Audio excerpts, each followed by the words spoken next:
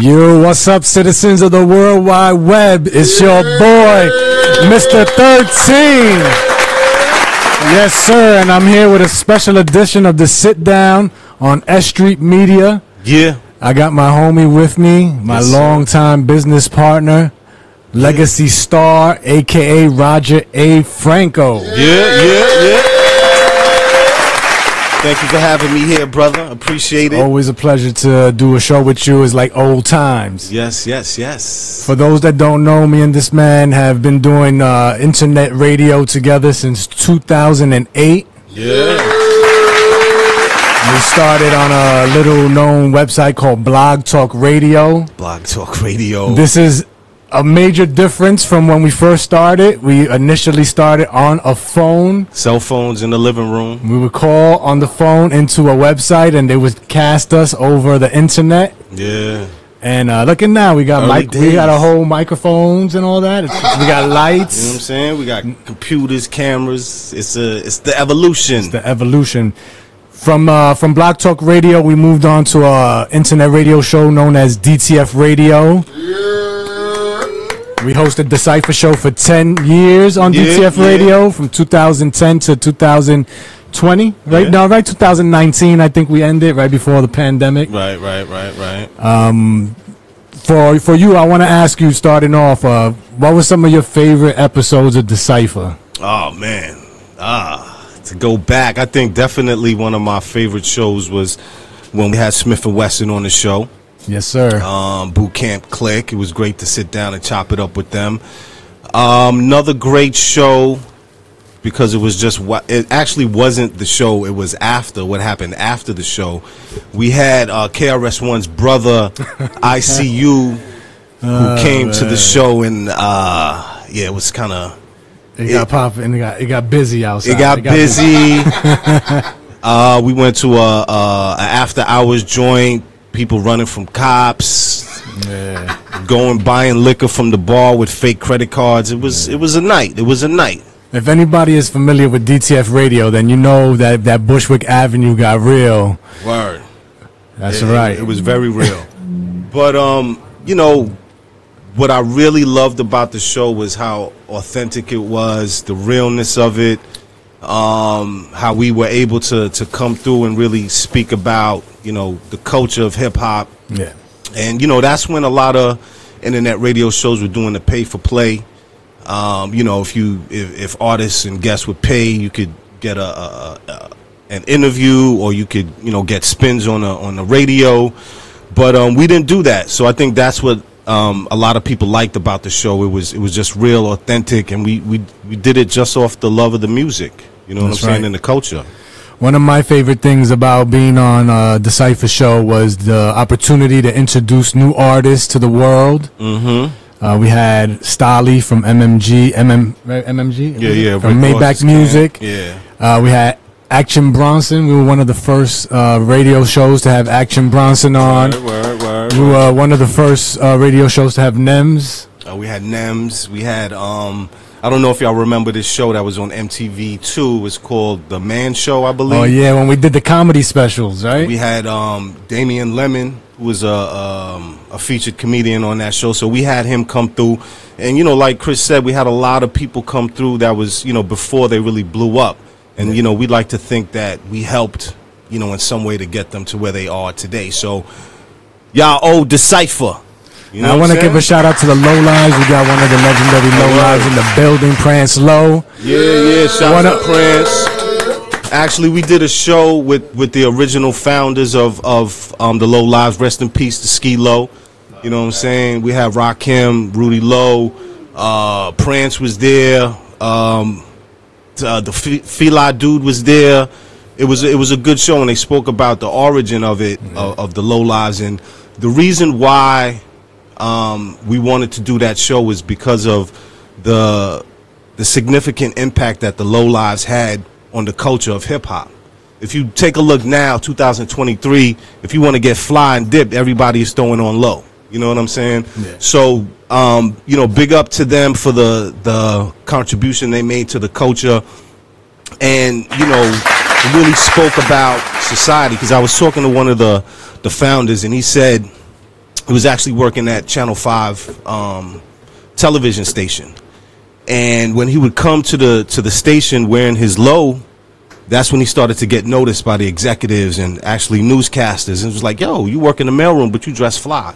You know what I'm saying? So that spoke a lot, I think, about how, you know, for a lot of us where we come from, there's a lack of respect and dignity that's given to us. And I think the Low Lives showed that they went out and sort of took that dignity and the respect based off of the, you know, the clothes that they wore and how they presented themselves. So big up to them. That's actually one of my favorite shows also that we did. And that was definitely one of my favorite shows. And I bring all that up to show the history that we have together to the people who are listening right now, and also the evolution. Right. After the pandemic, well, after the Cypher show, Legacy decided to do his own show. He went solo. Yeah. And he created a show called The Conversation. The Conversation. We had a very impactful first season. Yes. Together, and in that first season that you did, what were some of the shows that stood out to you then? Well, just to give a little background, The Conversation is a podcast really that I wanted to focus on topics and issues in our community that really not spoken a lot about.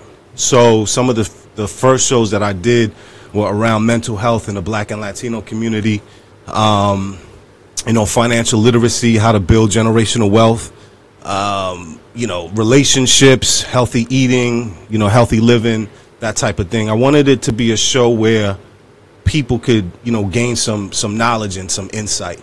And, you know, I like to provide a lot of information. So the first season was on the platform with Made for Kings. The second season I did was actually on S Street Media. Shout to Math. You know what I'm saying? In that season I did, you know, the impact of women in hip-hop.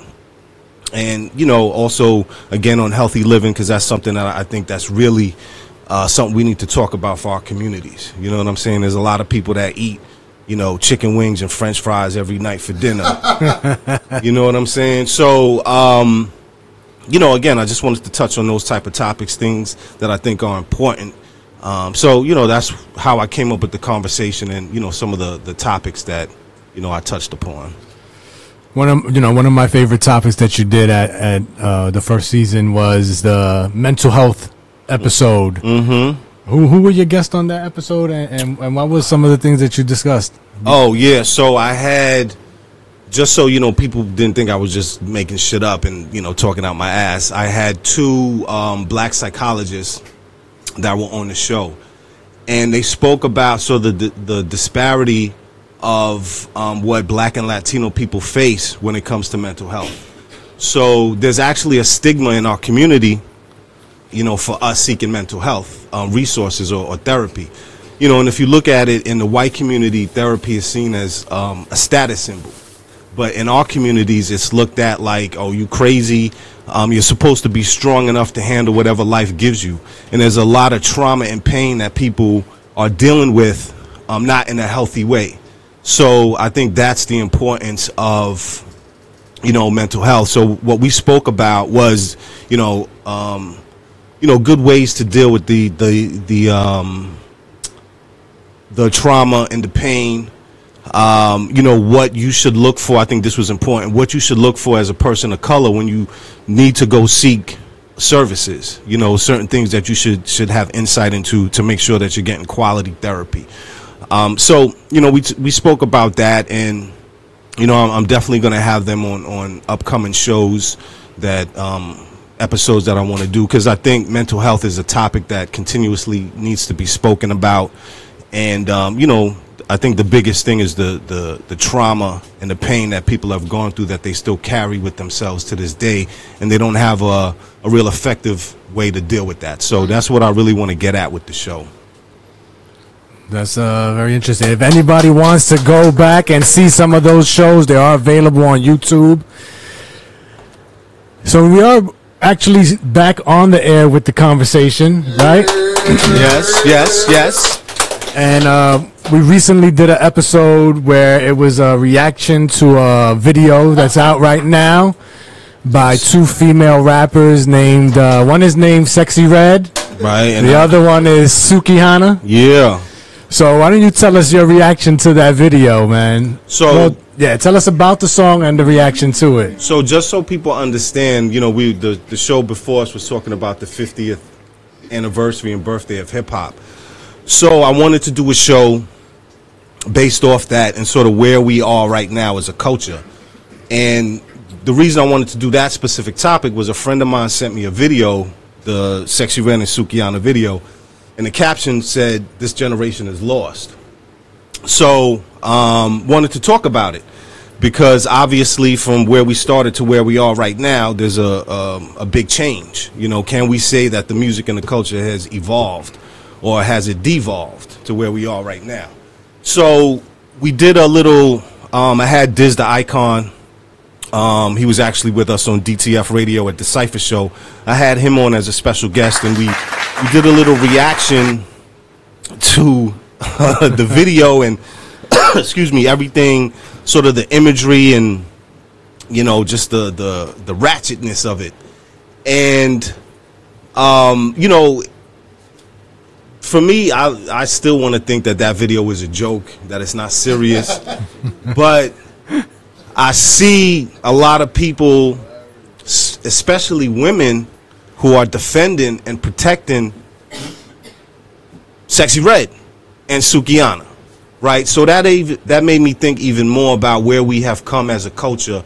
And, you know, I personally feel, and what we talked about on the show is that she's a plant in the industry, and she's out there to promote a certain type of imagery, a certain type of mindset, and it's negative, right? So the fact that certain people want to defend it, to me, speaks volumes. So, you know, that's what I wanted to talk about. And, you know, really, it wasn't about giving my opinion. It's about having that discussion and you know, having people talk about it, because I think it's something that needs to be talked about. And after we did that show, I got, you know, parents who were hitting me up like, yo, I was just talking to my kids about this, you know, last week. And, you know, that's what the conversation is all about. But as a result of, you know, our commentary, the show got flagged for hate speech. It got, you know, promo clips were taken down off of Instagram. So that only shows me that what we were talking about is valid. You know what I'm saying? What happened with the video? It got flagged as hate speech because of the commentary we did on it, and some of the videos got taken down. But you can still go to madeforkings.com. You can still go to the YouTube page for Made for Kings and still see the show. So I would definitely encourage y'all to go check it out. And, you know, again, I want it to be thought-provoking and hopefully things that you take away from it that's like, you know what, maybe we shouldn't be promoting and defending this type of music, because it's to the detriment of our community, especially the young kids. You know what I'm saying? Like, I saw Sexy Red now has a lip gloss line, and it's called Coochie Juice. So, like, if your daughter, for those of you who have children, if your young daughter were to come home and be like, "Daddy, Mommy, I want to get some Coochie Juice," yeah, you know what I'm saying? What's the discussion you're gonna have with them about that? Exactly. So I think that's important. I have a daughter, and I would be, I would be like, "Nah, you ain't having no coochie juice on your lips." Hell no.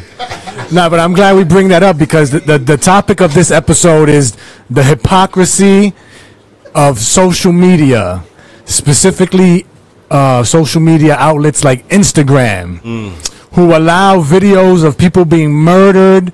They allow videos of drug dealing. They allow all types of negative imagery, but when you speak out against it, they flag you, right, and they take your content down. You know what I'm saying? So the next two shows that I'm going to do, they definitely going to flag, because one of them is going to be, you know, satanic symbols and imagery in society and in the entertainment business. And then the next topic I'm going to do after that has to do with, I'm actually going to get a lot of hate for the for that one, because I'm going back to slavery times, and I'm going back to show how certain behaviors and characteristics of our people still remain today. And I'm going to talk about a man by the name of Willie Lynch, where the term lynching comes from. Yeah. He was a British slave owner who had a plantation in the West Indies, and he was known for his brutality and his ability to control his slaves. So much so that the slave owners here in the country asked him to come and talk about his strategy and philosophy. And I think that, and we've all heard about the buck breaking and the brutality. And the thing I really want to focus on with that show is the main ingredient to that was the black woman and the firstborn child of that woman. So we're going to get into all of that. We're probably going to get flagged and banned and all of that. But again, I think that's what we do. And I think it's a discussion that needs to be happened, because I'll give you an example. One of his major tactics was to use the differences amongst the slaves to create distrust and disloyalty. He said that distrust is stronger than trust, and disloyalty is stronger than loyalty. So we're going to put the old against the black, against the young. We're going to put the light skin versus the black skin, dark skin. We're going to put women against men. Now, even the locations of the plantations. I'm from the East plantation. I'm from the West. I'm from the South. We still see that today with dudes beats. I'm from this projects. I'm from the East side of Chicago. I'm from the South side of East LA. And it was amazing to me to see how these same characteristics and behaviors still exist today. So, you know, a lot of people like to say, oh, slavery ended hundreds of years ago and blah, blah, blah. But the psychological impact that the institution of slavery had on our people still remains today. And that is the trauma and the pain that we haven't dealt with. So my goal with bringing up these type of topics is to foster these types of conversations. Like, I hope with me just bringing this stuff up here tonight that people in the audience are thinking about it. They might go home and research, well, who's Willie Lynch? Let me go look him up. You know what I'm saying? There was another publication that came out in the 1850s amongst the slave owners that taught how to disenfranchise the slaves, keep them entertained. Don't we still see that today? Yes. Yes, sir. Keep them interested in the master's enterprise and keep them entertained. So a lot of us focus on, you know, who are our masters today? Clothing, jewelry, cars, liquor. You know what I'm saying? So again, these are things to think about, and I don't care if I piss people off, because I'm going to talk about your favorite artists. I'm going to talk about behavior that you might still be exhibiting that needs to change. But I think that's my purpose and why I want to do these shows. And yeah, we're going to take the gloves off and we're going to run with it. We're going to run with it. That's why, you know, I think outlets like S3 Media is so important. It gives us an opportunity to discuss topics that really matter to our communities. Exactly. Right? That's what it's all about, man. I want to give special shouts to Math, because I remember when he first started coming around DTF, and to see what he's built from then till now, I think he deserves a round of applause for that. Because even when he wanted to start doing his own thing, and, you know, people would hate, people had negative things to say, people would want to see him fail. And I'm proud of you, fam. I'm proud of you, brother, for where you are right now. And the fact that we're able to do this here, that I think that speaks volumes. Because a lot of people, they don't want to, you know, bring the next man on. You know what I'm saying? They don't want to collaborate. They don't want to build. But that's what Math is all about. That's what Sosa's all about. That's what S3 Media is all about. So I applaud you for doing these types of things. It's important. You know what I'm saying? We have to look out for each other. We have to help build up each other's brands. When I talk to Chris, he's talking about, you know, building up his brand and how he connect with S Street Media. You know, when I used to do the show on S Street Media, Math would do the same thing, talk about Chris. So I think it's important. We need to break down those barriers. You know, they always say people in New York, we can't work together. We always at odds. But I think this right here proves everybody wrong. You know what I'm saying? So, Math, keep doing what you're doing. I support you wholeheartedly.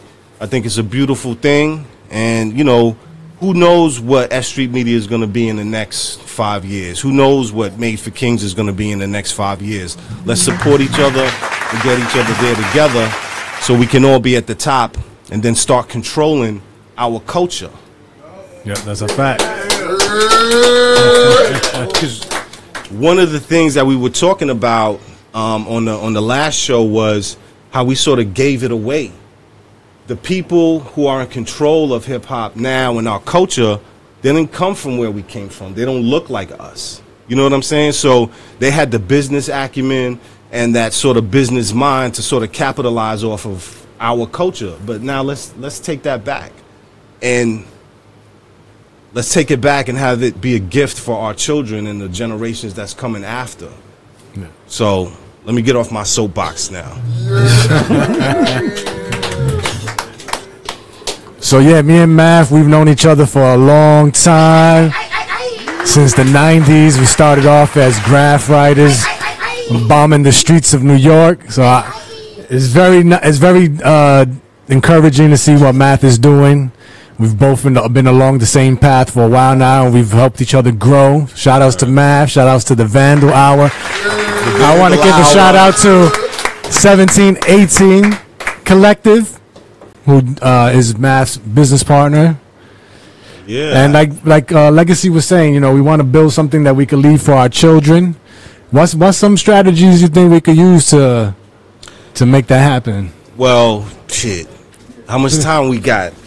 I think a lot of time. Keep going. Number one, I think we got to deal with that pain and the trauma of, you know, certain things that have happened to us that we got to really, from a mental health perspective, really deal with that stuff. The second thing I think is financial literacy. You know, how many of us build or have a game plan to build generational wealth for the next 300 years? You know, we don't focus on that level. A lot of people are living paycheck to paycheck. So I think we got to focus on financial literacy. We have to focus on building up our communities and getting the resources that we need. Like I mentioned before, mental health resources. But not only that, but, you know, trades. How to fix a car, how to do roofing, how to do, you know, painting a house and all that type of stuff. It doesn't necessarily have to be a college-educated direction that you take.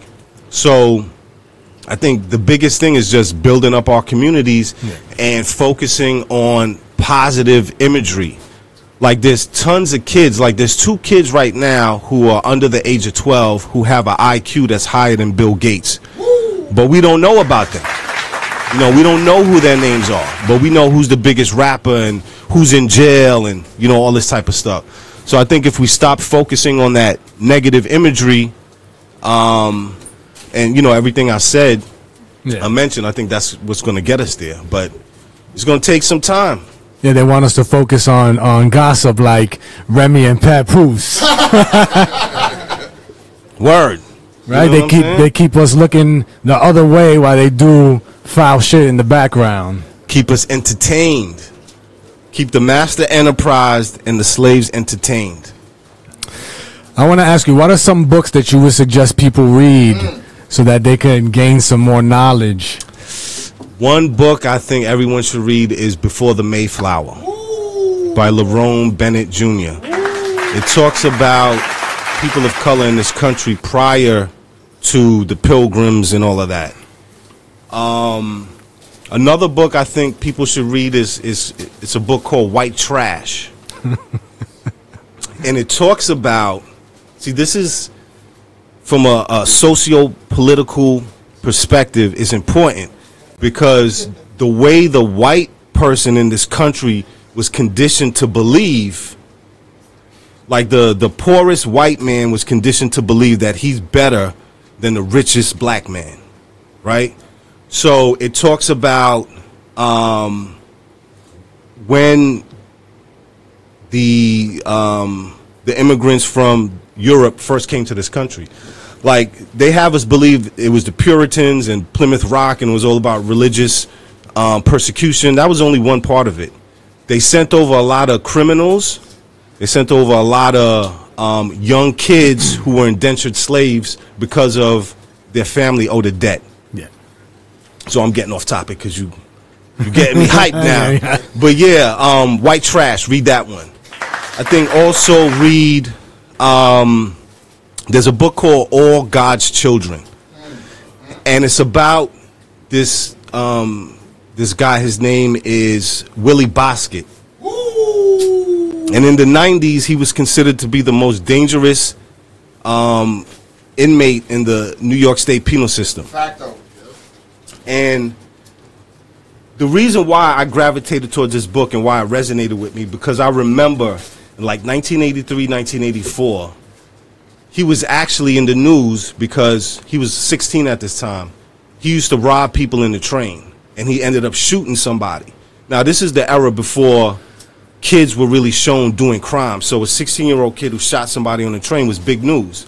So I remembered him. And when I read his book, the purpose of the book was originally to just talk about him being the most dangerous criminal in the penal system. But what the author did, he did sort of an autobiography where he traced the violence in his family back to slavery times. And it showed how his great-great-grandfather went to prison for murder, his uncles, his father was even in prison for murder. So that's a great book to read because it talks about that mental health that I'm talking about. Another book is called Lincoln's Gamble. I love history. So it talks about the year prior to Lincoln coming up with the Emancipation Proclamation and how a lot of people think that it was, you know, he did it for some moral reason and blah, blah, blah. No, it wasn't. Read that book. He didn't even want black people in this country after they were freed. So read that one. And because I'm also on a spiritual tip, meditation, manifestation, energy and frequency, pick up a book by Deepak Chopra. It's called Total Meditation. I could go on and on. Yeah. So for those that are with us today that don't like to read, how about some documentaries that they can watch? Oh, the Hidden Colors. The Hidden Colors series, definitely check that out because they talk a lot about the history of slavery and just the history of black and Latino people in the world and the impact that, you know, we've had. Documentaries. I'm more of a book reader. there's actually a if y'all could find it, look it on YouTube. So again, I'm also into science and quantum physics. If you look for this video called "What the Fuck Do We Know?" What the bleep? Okay, I see you. She knows what it is. Read that because, you know, the world is all about energy and frequency, and I don't want to get too deep into it because I'll lose a lot of y'all. But it's important how we control our own reality by our decisions, by our attitudes. That's a lot about the spirituality aspect of it. So, you know, check that out as well. So, you know, we were talking about rap music before. I'm going to backtrack a little bit. Yeah. We know that you believe there's industry plants. Mm-hmm. But who is it that you actually listen to? Me? Yeah. Well, anytime somebody gets into my car, they tell me that it seems like I was locked up since '92. Because I listen to, you know, old Souls of Mischief, of course, Nas, Wu, Mobb Deep, Hieroglyphics, X-Clan. I still listen to X-Clan. Brand Nubian, Poor Righteous Teachers. You know, a lot of that, you know, music with substance and soul to it. Yeah. Something to feed my soul. Do you think there's anybody out there carrying that torch? I like Joey Badass. All right. Joey Badass. Oh, Coast Contra. Check them out if y'all don't know who they are. Yo, they're the rebirth of what's the name of that? Native Tongues. They got some woo in there. Yo, Coast Contra, check them out. That's a fact. They official. Oh, how could I forget my favorite? Pete and Baz. Oh, Pete and Baz. These two white men from Europe, from England. Yeah. They like in their 70s, 80s. Yo, when I tell you these boys can spit, check them out. Pete and Baz, B-A-S. Facts. Check them out. Yo. The guard is up on his shit, man. I love hip hop, man. I love it.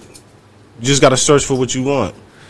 Definitely, man. I got a question for y'all. Go ahead. You know, the name of the show was Decipher, man. Mm-hmm. Did y'all have artists actually spitting on your show? Oh, we like to say we set that trend. Because after us, a lot of, even on mainstream radio, they started doing ciphers. And actually some of the same artists that was on our show started showing up on their show. On the BET cipher. I want to say this. I won't take credit for starting the cipher, because that's a part of the culture that's been around for true since the beginning. But I was inspired by something called the Mike Check Show, which was on Hot 97 back in the 90s. Okay. And one time when me and Legacy were sitting together and we were coming up with ideas, everybody was doing the battle. It was the battle. So I said, yo, why don't we bring back the cipher? That's where I was an MC at one time, and that's how we met each other. And, that was the proving ground. When you was trying to prove that you was nice, you had to step into the cipher and you had to hold your own. You had to be either the best or at least one of the best to gain respect. And that's how we came up with the show, The Cipher. And yes, we used to call it, what was it? We called it The Cipher, a.k.a. Gladiator School, because you better come prepared. Because the artists that were there were coming to eat. Did you have any whack ones? Oh yeah, we did. Yeah, we did. Some people got embarrassed being up there. Like they shut up quick when they saw everything was up there. Yeah. All the people came through. Shouts to Bakeman Global.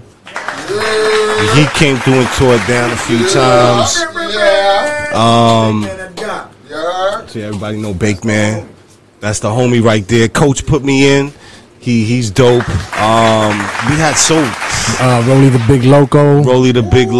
Trendsetter. He had Nems, Action Bronson. Yeah. He had his homeboy. Shaz. Yeah. Shaz L. York. Yep. Yeah, man. We had a few signed artists that came and choked. But if you want to see that, you might have to go to YouTube and look at the archives. Yeah, definitely. You gotta go find it, brother. You gotta find it. Yeah, you gotta go back. We're trying to get some views. Trying to get views. Word. Now, it was a dope experience, though. I like to think. Yeah, I think the greatest compliment we ever got was somebody said, like, yo, they need to make a statue of y'all out here in Brooklyn for what y'all doing, because it was just so authentic and real that people really gravitated towards it.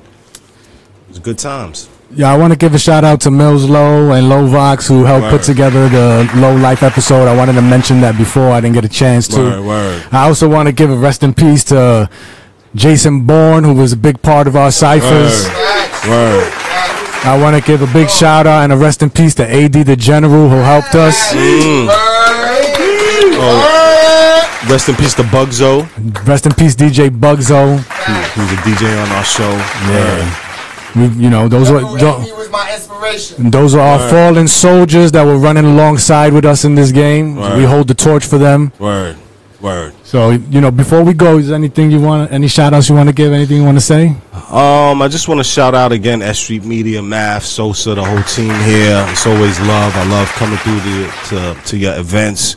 Shouts to Made for Kings, Mr.13 for the platform to do my show. Shouts to all of y'all for sitting here and listening. That's important.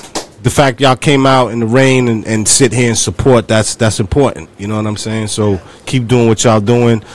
Only thing I'll say is, check out the conversation I've spoken a little bit about some of the vibe of the show and, what to expect. And I'm also open to ideas. If people want to give us ideas on what we should talk about, you know what I'm saying? Like the previous show, they were talking about MS resources and services. One of my close friends has it. And I think I might do a show on that. You know what I'm saying? So I think let's come together more in spaces like this and really celebrate ourselves.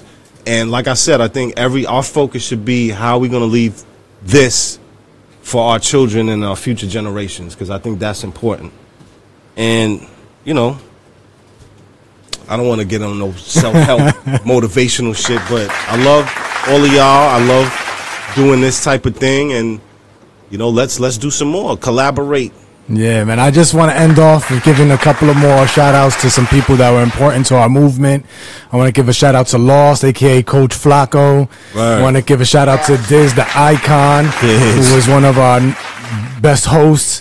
I want to give a shout out to Pretty Girl, DJ Ace of Spades, even Ed Lake. Some of the people I had to fire on the show. Shout outs to them. If it wasn't for y'all, we wouldn't be here today. We got to learn from everything. Word. And I want to give a shout out to Math before we go, and the opportunity to do this and to promote our platform as well. So give a round of applause. You can find me on madeforkings.com. That's my website, and it's on all social media platforms. It's Made for Kings. So shout out to S Street Media, shout out to Sosa and the 1718 Collective, and shout out to everybody in the building. We look forward to networking with y'all. If you want to know who we are and talk to us, we'll be around during the night. All right? Well, let me just. he stole the show. Let me tell you where y'all can find me at. It's Legacy Starr with 2 R's. That's all one word. I really don't do Facebook because I feel the FBI is watching that. Really catch me on IG. And, tune in. We premiere the shows Sundays at 9 p.m. We're working on a new show, Satanic Symbols in Society and the entertainment business. I'm going to talk about your favorite artists. But, yeah, tune in. Peace, everybody. Have a good night. Peace.